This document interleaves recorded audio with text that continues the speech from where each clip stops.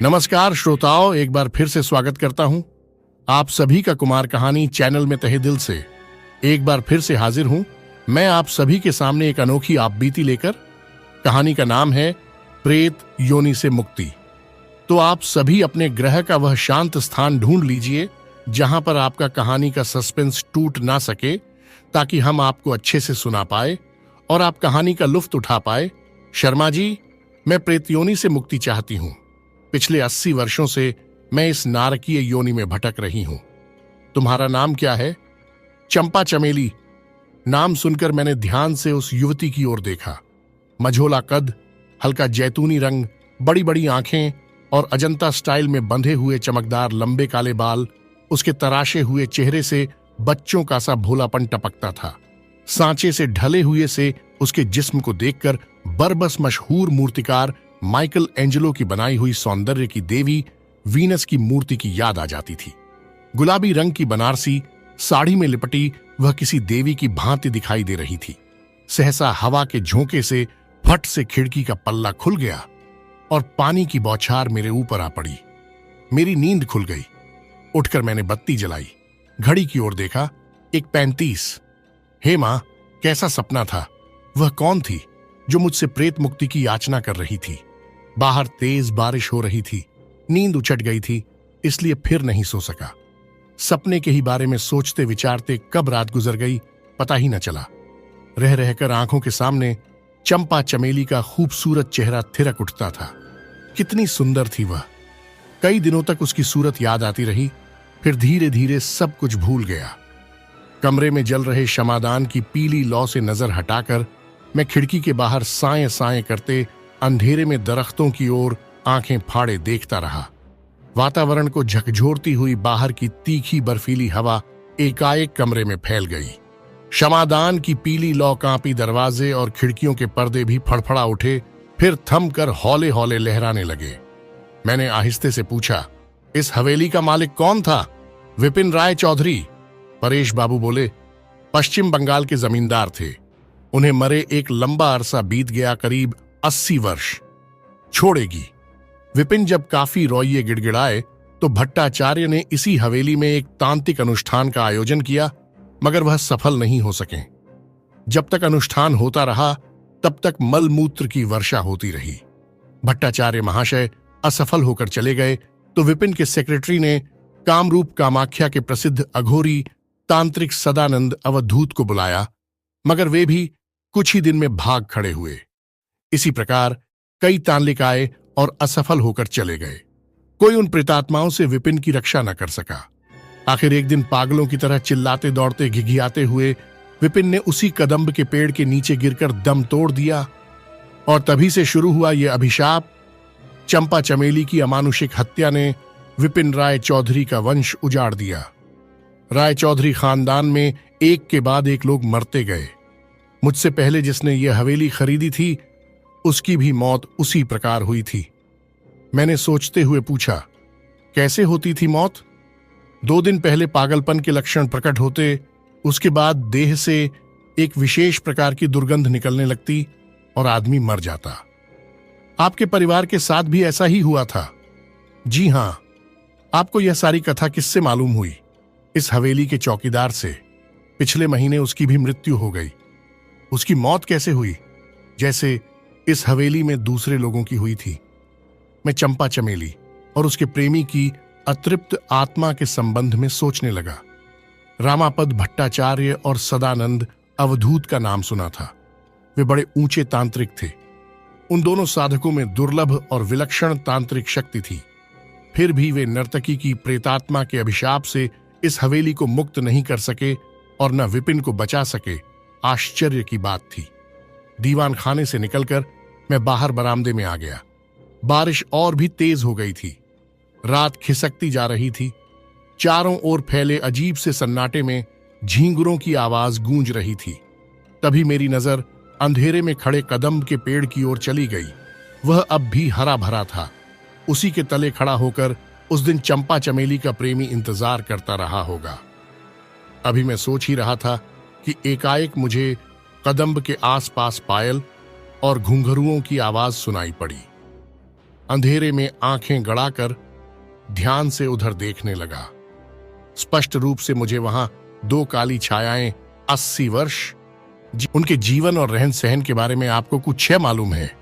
जी नहीं, न उनका कोई इतिहास मालूम है और न इस हवेली के निर्माण की कथा ही, मगर इस हवेली में उनकी एक तस्वीर टंगी है। उन्होंने क्षमादान उठा लिया। लौ एक बार पुनः कांपी, लेकिन क्षमा बुझी नहीं। धुंधले अंधेरे को चीर कर दीवार पर पीली मध्यम रोशनी का एक बड़ा सान दायरा बन गया था। उसी की ओर इंगित करते हुए परेश बाबू बोले, यही है विपिन राय चौधरी की तस्वीर। मैंने आंखें ऊपर उठाईं। समय की मार से फीके पड़ गए गहरे रंगों से बने एक आदमकद तैलचित्र पर निगाह अटक गई। चित्त की आकृति धूमिल पड़ गई थी, पर नजर गड़ाकर देखने पर साफ दिखने लगा सब कुछ मखमल और कम ख्वाब की लंबी शेरवानी, चूड़ीदार पाजामा, पैरों में कीमती जूता, रत्न जटित म्यान में झूलती तलवार, गले में पड़ी सफेद और हरे मोतियों की मालाएं, रोबीला चेहरा, गहरी काली आंखें, बिच्छू के डंक जैसी खड़ी मूछें, सिर के ऊपर कलंगीदार साफा और मोटे मोटे होंठों पर विद्रूप भरी कुटिल मुस्कान। तस्वीर देखकर विपिन राय चौधरी मुझे कुछ अच्छे नहीं लगे। वहां से पलटकर मैंने खिड़की के सामने खड़े होकर कहा, बड़ा जालिम और खतरनाक रहा होगा ये आदमी। जी हां, परेश बाबू बोले, एक नंबर के मक्कार और परले दर्जे के याश भी। संसार का ऐसा कोई भी घृणित कार्य नहीं होगा जो इन्होंने न किया हो। लंपट। आप ठीक ही कह रहे हैं, मैंने कहा। मध्य युग में राजोचित पौरुष के जो लक्षण माने जाते थे उनसे वंचित नहीं रहे होंगे विपिन राय चौधरी। मगर एक बात सोचने वाली है, राय चौधरी परिवार के लोग अस्पृश्य से स्पर्श हो जाने पर अपने धर्म और गोल की प्रतिष्ठा बचाने के लिए भयंकर जाड़े की रात में भी स्नान कर लेते थे। उनके कर्मकांडी विवेक को अतीत के पापाचार की इस लीला स्थली ने कैसे दबा दिया, जिसकी दीवार पर मैं देख रहा हूं कि आज भी गर्हित दुष्कर्मों के दाग मौजूद हैं। फिर थोड़ा रुककर मैं बोला, गृह प्रवेश के पहले आपने इस हवेली को गंगा जल से धुला तो लिया ही होगा। क्षमादान की पीली लौ एक बार और कांपी, फिर स्थिर हो गई। परेश बाबू गहरी उसांस लेकर बोले, शर्मा जी, गंगाजल पाप के दागों को धो सकता है, लेकिन अभिशाप की मंडराती हुई काली छायाएं तो फिर भी रह ही जाती हैं। खिड़कियों के पदों को लहराता हुआ ठंडी हवा का एक झोंका भीतर घुस आया। मैंने विस्मय से पूछा, कैसा अभिशाप? परेश बाबू की विमूढ़ सी दृष्टि बड़ी विचित्र सी प्रतीत हुई। बोले, कलकत्ते से आपको इसीलिए तो बुलाया है शर्मा जी, इसी अभिशाप की कथा सुनाने के लिए। फिर खखार कर गला साफ करने के बाद कहने लगे, यह एक विदग्ध और अतृप्त आत्मा के अभिशाप की व्यथा भरी कथा है शर्मा जी, जिसने विपिन राय चौधरी का नाश कर दिया और उसके वंशजों को भी खा गई। इतना ही नहीं, उसने इस आलीशान हवेली को श्रीहत और धूल धूसरित कर दिया। आज भी वह इस हवेली में किसी को जीने नहीं देती। काश यह सब पहले ही जान गया होता तो कभी भी इस हवेली को न खरीदता, मगर अब तो बुरी तरह फंस गया हूं। पहले पत्नी मरी, बाद में मेरा एकमात्र सहारा 30 वर्षीय पुत्र और उसकी पत्नी भी चल बसी। अब सिर्फ मैं बचा हूं। मुझे भी एक न एक दिन उस अभिशप्त आत्मा के आक्रोश का शिकार बनना ही पड़ेगा। मैं जानता हूं, अच्छी तरह जानता हूं। परेश बाबू एकदम फफक फफक कर बच्चों की तरह रोने लगे। मैं उनकी ओर स्थिर दृष्टि से ताकता रहा।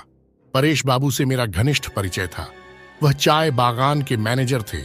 ब्रिटिश काल में उन्होंने काफी पैसा कमाया था। जमीन जायदाद बढ़ाने की प्रबल लालसा थी और उसी लालसा के वशीभूत होकर उन्होंने मुंह मांगी कीमत पर दार्जिलिंग में विपिन राय चौधरी की यह हवेली खरीद ली थी। लेकिन बाद में जब मरण यज्ञ शुरू हुआ और शरीर में सफेद दाग उभरने लगे, तब उनकी आंखें खुलीं। फिर कारण का पता चला तो अभिशाप की व्यथा सामने आई। फिर तो परेश बाबू के होश ही उड़ गए। काफी तंत्र मंत्र, पूजा पाठ, अनुष्ठान हुए, मगर कोई लाभ नहीं दिखा। फिर हार कर कलकत्ता से मुझे बुलाया। रोते हुए परेश बाबू ने मेरे पैर थाम लिए। मैं चौंक पड़ा। ये आप क्या कर रहे हैं? मगर उन्होंने मेरे पैर नहीं छोड़े। कहने लगे, मैं और मेरा परिवार तो बर्बाद हो ही चुका है शर्मा जी। बस मेरा प्राण रह गया है, उसकी रक्षा आपको करनी है। वसुधा और उनके बच्चों को भी कुछ ना हो, इसका भी आपको ध्यान रखना होगा। अच्छा अच्छा, पहले मेरा पैर तो छोड़िए आप। जब परेश बाबू कुछ शांत हुए तो मैंने उनसे पूछा कि उन्होंने हवेली के संबंध में कौन सी अभिशाप कथा सुनी। परेश बाबू ने मेरी ओर देखकर कहा, मेरा आशय एक नर्तकी की नृशंस हत्या से है शर्मा जी।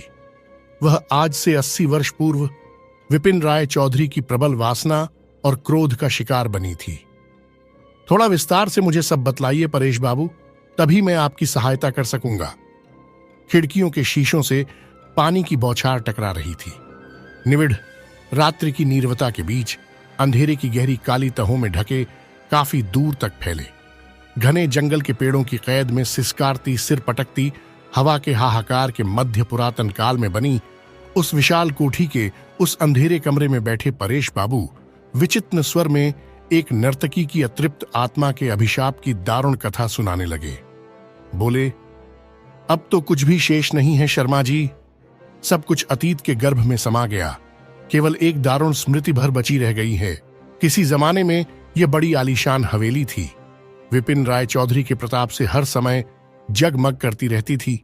जहां हम बैठे हैं यही कमरा दीवान खाना था। इसका भी बड़ा ठाठ था। यहां 16 बत्तियों वाला सोने का क्षमादान जलता था। ये जो काई लगी प्लास्टर उखड़ी काली काली दीवारें हैं, इन पर कभी आदमकद कीमती आईने लटकते थे। दरवाजों पर रातरानी, जूही, चमेली की मालाएं झूलती थीं। फर्श पर कीमती कालीन बिछे होते थे। छत से बेशकीमती झाड़ फानूस लटकते थे। परेश बाबू कथावाचक जैसी प्रवाहमयी भाषा में बोलते जा रहे थे। लगा जैसे वह अतीत में आकंठ डूब गए हों। वह बता रहे थे, उसी जमाने में विपिन राय चौधरी की नजर एक नर्तकी पर पड़ गई। वह बला की हसीन और गजब की तरहदार थी, जैसे औरत न होकर किसी कुशल मूर्तिकार के हाथों से तराशी हुई संगमरमर की मूर्ति हो। अंग अंग से जैसे बिजली कौंधती थी। विपिन उस पर मर मिटे। मैंने बीच में टोक कर पूछा, उस नर्तकी का नाम क्या था? चंपा चमेली? चंपा चमेली? मैं एकदम चौंक पड़ा। 2 साल पहले का वह सपना एकाएक उभरकर सामने आ गया। क्या इसी नर्तकी ने मुझसे अपनी प्रेत योनि से मुक्ति की याचना की थी? मैंने उत्सुकता से पूछा, क्या चंपा चमेली का कोई चित्र होगा यहां? हां। परेश बाबू एक विशालकाय आलमारी के सामने जाकर खड़े हो गए। उसके पल्ले खोलकर उन्होंने कोई चीज निकाली, फिर आलमारी बंद करके मेरे समीप आते हुए बोले, यह देखिए। और उन्होंने आलमारी से निकाली हुई वस्तु मेरे हाथ पर रख दी। क्षमादान की फीकी कांपती रोशनी में मैंने वह छवि देखी। साथ ही आतंक की एक ठंडी लहर मेरे कलेजे में दौड़ गई। मैं सिहर उठा, हाथ बुरी तरह कांप गए। वह छवि गिरते गिरते बची थी। जो रूप और सौंदर्य मैंने सपने में देखा था, बिल्कुल वही जादू चंपा चमेली की छवि में थी। कहीं कोई वैषम्य नहीं। मैं अवाक खड़ा न जाने कब तक उस छवि की ओर देखता रहा। तभी हवा का एक तेज झोंका भीतर घुस आया। दरवाजे खिड़कियां बजने लगे। मेरे ऊपर कुछ विचित्र सा सम्मोहन जैसा छाता जा रहा था। एक अजीब किस्म का भारीपन सा महसूस हो रहा था। चेतना शक्ति जैसे लुप्त हुई जा रही थी। फिर भी चंपा चमेली की छवि की ओर ताकता रहा। ऐसा लगा मानो वह अपनी मूक भाषा में मुझसे कुछ कहना चाहती है। परेश बाबू बता रहे थे, चंपा चमेली चढ़ती उम्र की युवती थी और विपिन अधेड़ हो चले थे। उनकी इंद्रियां शिथिल पड़ चुकी थीं, मन में अभी हविष बाकी थी। उन्होंने चंपा चमेली के शरीर पर तो बलात् अधिकार जमा लिया, लेकिन उसके मन पर कब्जा नहीं कर पाए। चंपा चमेली का दिल तो कहीं और लगा था। पल भर रुककर परेश बाबू फिर बताने लगे, एक बरसाती रात को इसी दीवान खाने में एक भयंकर घटना घटी। लोगों की नजर बचाकर नर्तकी चंपा चमेली लुकती छिपती अपने प्रेमी से मिलने जा रही थी। उसी समय बिजली की सी चपलता से आकर विपिन ने उसे घेर लिया। शराब से बोझिल आंखें और हाथ में नंगी तलवार। उन्हें किसने खबर दे दी थी पता नहीं। इसके बाद एकदम अप्रत्याशित रूप से वह कांड हो गया। उन्होंने नर्तकी की एक भी नहीं सुनी और तलवार के एक ही वार से उसके दोनों पैर काट दिए। फिर दूसरे वार में उसकी गर्दन उड़ा दी। दीवान खाने का कीमती गलीचा नर्तकी के खून से लाल हो उठा था। मैंने कांपते स्वर से पूछा, उसके प्रेमी का क्या हुआ? बेचारा भाग कर जाता कहां? उसे भी उसी समय हवेली के पिछवाड़े वाले कदम्ब के पेड़ के नीचे पकड़कर कत्ल कर दिया गया। मैं मन ही मन सोचने लगा, जरूर ऐसा ही वीभत्स कांड हुआ होगा। कामातुर विपिन चंपा चमेली की बेवफाई का पता लगते ही आपा खो बैठे। परेश बाबू ऐसे दबे सहमे स्वर में विवरण दे रहे थे जैसे वे अतीत के उस जघन्य हत्याकांड के दर्शक रहे हों। मैं कौतूहल से उनकी ओर देख रहा था। वास्तव में उस समय उनकी दशा बड़ी दयनीय थी। भय और आतंक से चेहरा हतप्रभ हो गया था। मैंने धीरे से पूछा, फिर क्या हुआ? उसके थोड़े ही दिनों बाद विपिन मर गए। अंतिम समय में वह पागल हो गए थे। मरते समय उनकी देह से बड़ी विचित्र बदबू निकलने लगी थी। परेश बाबू बताने लगे, उन्हें अपने आसपास हमेशा पाजेब और घुंघरू की आवाजें सुनाई पड़ती और दबे स्वर में कोई फिस फिस हंसता हुआ घूमता महसूस होता था। कलकत्ते के प्रसिद्ध तांत्रिक रामापद भट्टाचार्य ने बताया कि चंपा चमेली और उसके प्रेमी की आत्माएं विपिन को परेशान कर रही हैं। अब उन्हें मारकर ही वे खड़ी हुई दिखलाई दी। सारा शरीर रोमांचित हो उठा। वे दोनों छायाएं निश्चित ही चंपा चमेली और उसके प्रेमी की होंगी, यह समझते देर नहीं लगी मुझे याद नहीं कि मैं कितनी देर तक उन दोनों छायाओं को देखता रहा। कंधे पर परेश बाबू के कांपते हाथ का स्पर्श महसूस हुआ तो ध्यान टूटा। मैंने चौंक कर उनकी ओर देखा। उनका चेहरा भय से सफेद पड़ गया था और वे पत्ते की तरह थर थर कांप रहे थे। भर्राए हुए स्वर में मैंने पूछा, क्या हुआ परेश बाबू? परेश बाबू वैसे ही धर थराते रहे। आंखों में छाई आतंक की छाया और भी अधिक गहरी हो गई। लड़खड़ाते स्वर में बोले, शर्मा जी, आपने सुनी वह आवाज, वह हंसी? कैसी आवाज? किसकी हंसी? स्तब्ध होकर मैंने पूछा। आपने नहीं सुना वह सब? वैसे ही स्वर में परेश बाबू ने कहा, क्या आपको ऐसा नहीं लगा जैसे खूब जोरों से नूपुर बजाता हुआ कोई फिस फिस हंसता हुआ यहां से गुजर गया हो? तरल आग की तरह कोई चीज मेरे गले से होकर नीचे उतर गई। कुंठित होकर मैंने कहा, हां, मैंने भी सुनी है पायल की आवाज, पर आप कहना क्या चाहते हैं? परेश बाबू कुछ बोल नहीं सके। मैं फिर दीवान खाने में लौट आया और धम्म से कुर्सी पर बैठ गया। कमरे में अचानक गहरा सन्नाटा छा गया। उसी के साथ मुझे लगा कि जैसे कई छायाएं एक साथ दीवान खाने में घूमने लगी हों, जिनकी परछाइयां बिल्कुल साफ दीवारों पर पड़ रही थीं। मेरे भीतर न जाने क्या मथने लगा। आंखें फाड़े मैं उन छायाओं को और दीवारों पर पड़ती उनकी परछाइयों को देख रहा था। फिर एकाएक वातावरण बदबू से भर उठा। परेश बाबू भी बदहवास से आंखें फाड़े उन परछाइयों को देख रहे थे। अचानक छायाएं गायब हो गईं। दूसरे ही क्षण नूपुरों की मधुर आवाज और घुंघरुओं की झंकार से दीवान खाना गूंजने लगा। फिर अचानक क्षमादान फर्श पर गिरकर बुझ गया। मुझे समझते देर नहीं लगी कि यह सब प्रेत लीला है। चिपचिपाहट भरे उस अंधकार में आंखें गड़ाकर मैं देखने की कोशिश कर रहा था। तभी मुझे लगा मानो नूपुरों और घुंघरुओं के लय पर दो नर कंकाल नाच कूद रहे हैं। गहरे अंधकार के बावजूद वे बिल्कुल साफ दिखलाई दे रहे थे। कुछ ही क्षणों के बाद एक विचित्र दृश्य देखने में आया। जब नाचते कूदते वे दोनों नर कंकाल आपस में टकराते तो उनमें से लाल पीली चिंगारियां निकलीं। लगभग 3 बजे भोर तक यह सब चलता रहा। उसके बाद वे दोनों नर कंकाल दीवान खाने से निकलकर जीते जागते इंसानों की तरह चलते हुए कदम्ब के नीचे गए और गायब हो गए। वे किसके नर कंकाल थे? प्रेतों की यह विचिन्न लीला किस तथ्य की ओर संकेत कर रही थी? इन सब में क्या रहस्य निहित था? ऐसे और अनेक प्रश्नों के जाल में मेरा मस्तिष्क उलझ गया। उसी स्थिति में कुर्सी पर बैठे ही बैठे न जाने कब मुझको झपकी लग गई। उसी अर्धनिद्रित अवस्था में देखा एक युवती मेरे बगल में मुस्कुराती हुई खड़ी है। उसके साथ एक युवक भी था। उसका व्यक्तित्व बड़ा रोबीला और आकर्षक था। युवती ने हंसकर कहा, आपने मुझे पहचाना? मैंने ध्यान से उसकी ओर देखा। वह चंपा चमेली थी और साथ वाला युवक उसका प्रेमी था। हां, पहचानता हूं, बोलो, क्या कहना चाहती हो? मुझे जो कहना था वह पहले ही कह चुकी हूं आपसे। बस उस घड़ी का इंतजार है जब मेरा इस नारकीय प्रेत्योनि से उद्धार होगा। आप ही के द्वारा मेरा उद्धार होगा और शांति मिलेगी। इसके लिए मुझे क्या करना चाहिए? चंपा चमेली कहने लगी, वह जो कदम्ब का पेड़ है ना, उसी के नीचे मुझे और मेरे प्रेमी को मारकर दफना दिया गया था। वहां खुदवाइए तो आपको 2 नर कंकाल मिलेंगे, जिनमें से एक मेरा होगा और दूसरा मेरा प्रेमी लखन सिंह का। कंकालों के साथ आपको एक पोटली में अशर्फियां मिलेंगी, उन्हें हाथ मत लगाइएगा, वे लखन सिंह के हैं। उस रात जब वह मुझे हमेशा के लिए विपिन के चंगुल से मुक्त कराने आया था, तो उसके साथ अशर्फियां भी। वह मुझे यहां से बहुत दूर ले जाना चाहता था, फिर मेरे साथ विवाह कर लेता, पर ऐसा न हो सका। चंपा चमेली का गला भर आया।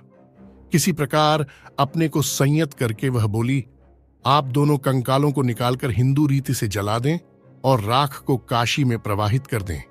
इसी से मुझे प्रेतयोनि से मुक्ति मिल जाएगी और हमेशा हमेशा के लिए मेरा उद्धार हो जाएगा। यह सब काम तो तुम और लोगों से भी करा सकती थी, मैंने कहा। आप ठीक कहते हैं, किसी से भी करा सकती थी, मगर काशी के बाहर का कोई व्यक्ति मेरी राख या मेरा कंकाल काशी ले जाकर गंगा में प्रवाहित नहीं कर सकता था। क्यों? इसलिए कि प्रेत की जिस योनि में मैं हूं, उसके कुछ ऐसे ही नियम हैं। किसी बाहरी व्यक्ति के माध्यम से मैं काशी की सीमा में नहीं प्रवेश कर सकती। आप काशी के हैं, इसीलिए मैं आपसे अपने उद्धार की याचना कर रही हूं। इसके साथ ही अचानक मेरी नींद टूट गई। आंखें खुलीं तो दिन काफी ऊपर चढ़ आया था। परेश बाबू को बुलाकर मैंने सपने की सारी बातें बतलायों और कदम्ब के नीचे जमीन खुदवाने की तैयारी में जुट गया। करीब 4-5 फुट खोदते ही दोनों नर कंकाल मिल गए। एक की उंगली में कीमती अंगूठी थी, जिस पर नाम खुदा हुआ था चंपा चमेली। वह अंगूठी उतारकर मैंने जेब में रख ली, न जाने क्यों और किस प्रेरणा के वशीभूत होकर मैंने ऐसा किया था। कंकालों के नीचे अशर्फियों की पोटली भी मिल गई। उसमें करीब 200 मुगल कालीन अशर्फियां थीं। परेश बाबू की नजर से वे छिपी न रह सकीं, सो उनकी आंखें खुशी से फैल गईं, मगर मैंने उन्हें अशर्फियां छूने से मना कर दिया। इस पर वह चिढ़ गए, कहने लगे कि जब दोनों की गति हो जाएगी तब फिर किस बात का डर, अशर्फियां उन्हें मिलनी ही चाहिए। मैंने फिर विशेष विरोध नहीं किया, सोचा जाने दो, जो होगा देखा जाएगा। उस समय मुझे भी नहीं मालूम था कि परेश बाबू अपनी मौत को निमंत्रित कर रहे हैं। मैंने चिता लगवाई और दोनों कंकालों को एक साथ जला दिया। थोड़ी देर बाद वे जलकर राख में बदल गए। मैं इसी दिन दार्जिलिंग मेल से वापस लौटना चाहता था, मगर मेरे स्टेशन पहुंचने के थोड़ी ही देर बाद परेश बाबू का नौकर घबराया हुआ आया और हाँफता हुआ कहने लगा, जल्दी वापस लौट चलिए। परेश बाबू पागलों की तरह चीख चिल्ला रहे हैं। मैं समझ गया, जरूर चंपा चमेली की आत्मा ने ही कोई उत्पात किया होगा। आखिर लौट पड़ा। दीवान खाने में प्रवेश करते ही परेश बाबू का चीत्कार सुनाई पड़ा, जैसे कोई उनका गला दबा रहा हो। वह कातर स्वर में चिल्ला रहे थे, शर्मा जी, शर्मा जी। मैं झपट कर कमरे के भीतर पहुंचा। परेश बाबू का सारा शरीर जूड़ी के रोगी जैसा कांप रहा था। वाक शक्ति कुंठित हो गई थी और आंखों के सामने जैसे अंधेरा छा गया था। मैंने आशंकित दृष्टि से चारों तरफ देखा तो लगा जैसे मेरे प्राण हिम हो गए हों। परेश बाबू फर्श पर पड़े छटपटाते हुए जैसे किसी से बचने की कोशिश कर रहे थे। उनकी देह धूल धूसरित हो गई थी, चेहरा आतंक से विकृत हो गया था। परेश बाबू, परेश बाबू! भयातुर कंठ से मैं चिल्ला पड़ा, आप यह क्या कर रहे हैं? परेश बाबू ने निगाह उठाकर मेरी ओर देखा। उफ, कैसी दहशत थी उन आंखों में। फिर वह सिर पटकते हुए चिल्लाने लगे, अशर्फी की पोटली कहां गई? शर्मा जी, उसे कौन छीन ले गया मुझसे? अशर्फी की पोटली? छाती पर जैसे किसी ने घूंसा सा मारा। परेश बाबू अस्पष्ट स्वर में घोंघों किए जा रहे थे। उसी समय पैशाचिक चमत्कार सा हुआ। न जाने किधर से झंझना कर सारी अशर्फियां फर्श पर गिर पड़ीं और देखते ही देखते कोयले के शक्ल में बदल गईं। मुझे लगा जैसे पागल हो जाऊंगा। विह्वल स्वर में चिल्लाकर मैंने आवाज दी, परेश बाबू! मगर परेश बाबू जैसे मेरा स्वर सुन नहीं पाए। दीर्घ निःश्वास के साथ क्षीण स्वर में उन्होंने सिर्फ इतना ही कहा, देखिए वह खड़ी है चंपा चमेली, देखिए देखिए उसकी नागिन जैसी आंखें कैसी चमक रही हैं। और अचानक उनका सिर एक ओर लटक गया। उनके चेहरे पर मृत्यु की शीतल छाया लहरा उठी। आखिर चंपा चमेली परेश बाबू को भी ले गई। काश उन्होंने अशर्फियों का मोह न किया होता और मेरी बात मान गए होते। अस्तु, चंपा चमेली और उसके प्रेमी लखन सिंह की आत्मा तो प्रेतयोनि से मुक्त हो।